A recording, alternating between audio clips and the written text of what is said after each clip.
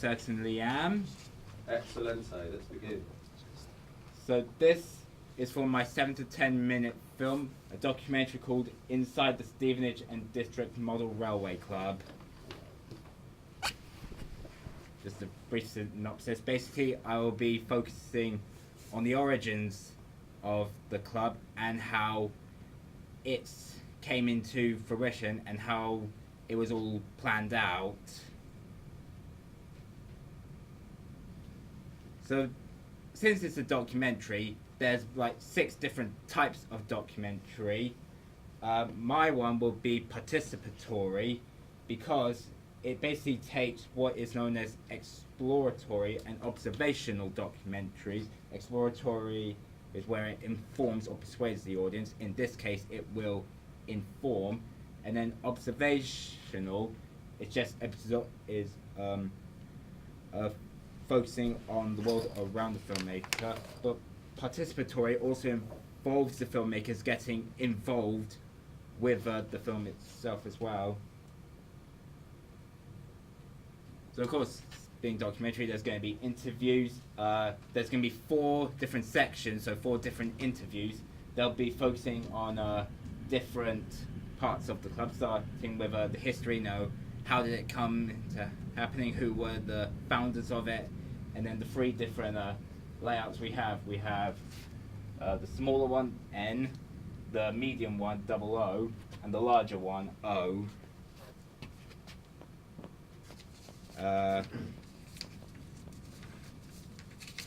So budget and equipment, so they'll be using the FS700, the tripod, the GoPro, because it'll get some of the more closer shots to make it a little more unique, to get a close-up of the trains passing by. And we've got like different trains stock, which is like coaches and trucks, and then the layouts. They all vary in different prices because you have a very, like you could have like a train that's just come out that's like, I don't know, £60, and you can get a second-hand one which is like more or less. So they vary. The festival that I have gone for is the Sheffield Documentary International Festival, which is a festival based in Sheffield, obviously it's in the name, and they basically get documentaries from around the world, and it happens in June later this year. Crew will mainly be me in the director, producer, and DOP roles. Since it's going to also be participatory, if I'm needed to be in the shots, I'll probably like get other people to help out as well if they can. Any questions?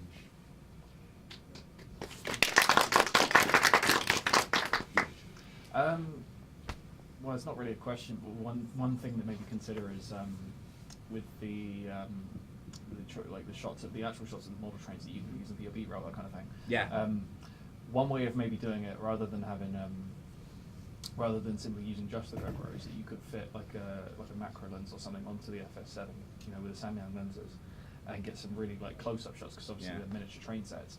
But then what you could also do with the GoPro is you could maybe see, I mean, I don't know the logistics of it, but maybe you could like attach it to one of the trains, so you could have like a really cool cinematic shot of like the actual trains going past. We tried doing something like that a while ago, but we kind of thought if we put it on one way, the GoPro will sort of hang off one of the trucks, so it will kind of hit something on the way. And we tried sort of standing it up on its side, so like the camera part of it's facing down or upwards. But if we were heading towards like a bridge, because there are bridge parts on some of the layouts, then it would just hit it.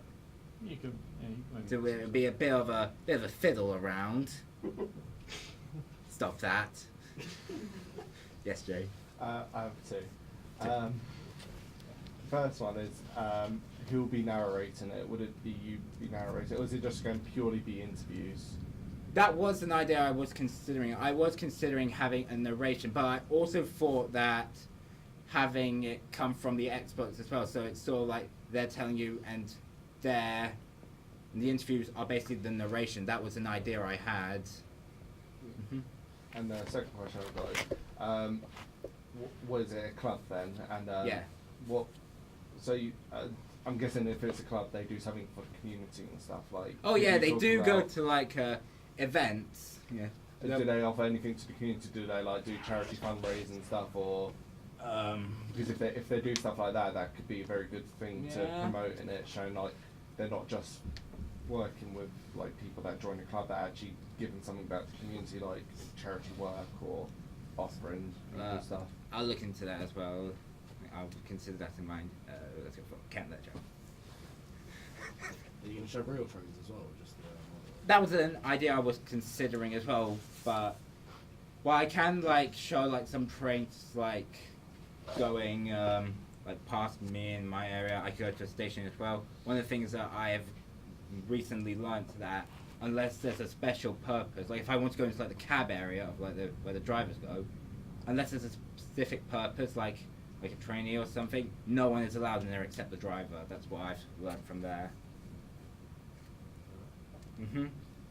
So doing a documentary about like model railways and stuff is quite like a niche subject. Yeah. So like when you're targeting an audience, is it going to be like, are you targeting like a wide people, or just kind of people who enjoy it? Yeah, it's just mainly in that sort of area. I say it's kind of a niche, so it's just mainly like it's actually model trains are mainly focused towards males because at the club, it's mainly men that go there.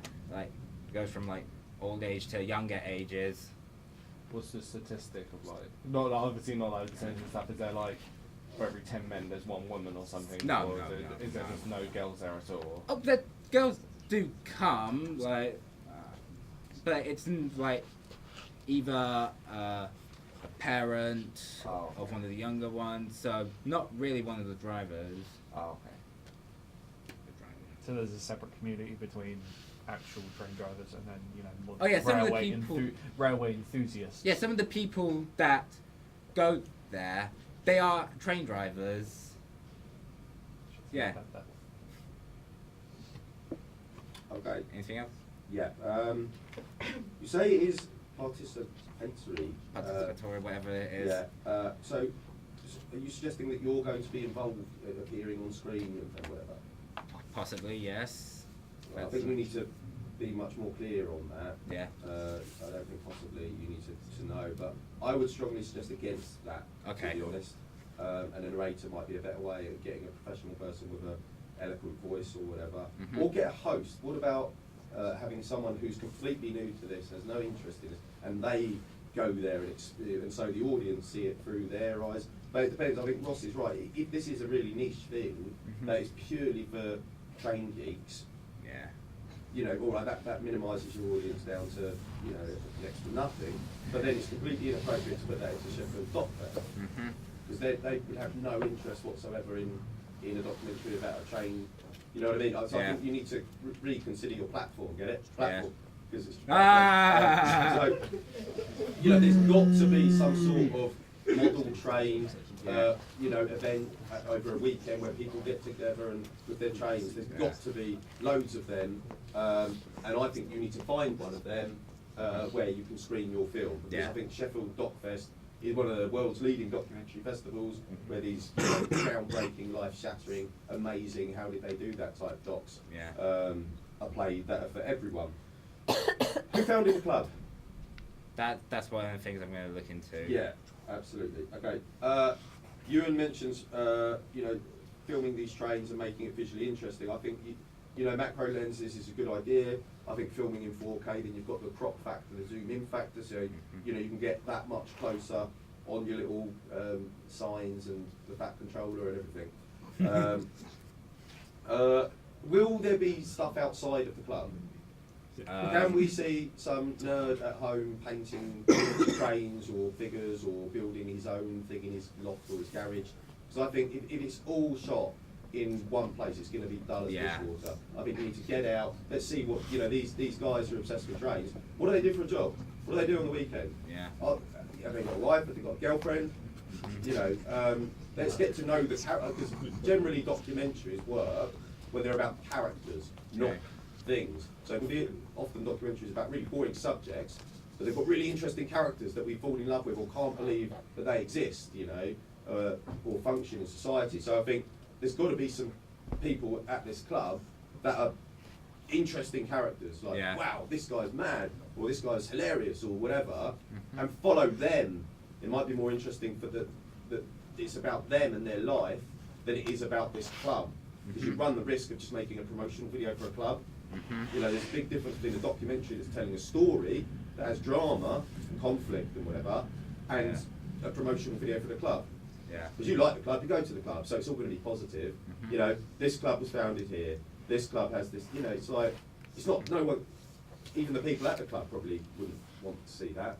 Okay. So if you want to make an interesting documentary that has a slightly bigger target audience outside of the model train enthusiasts, maybe, you know, look at everyone that goes to your club, who's the most interesting, and maybe, you know, focus it more on them perhaps. Yeah.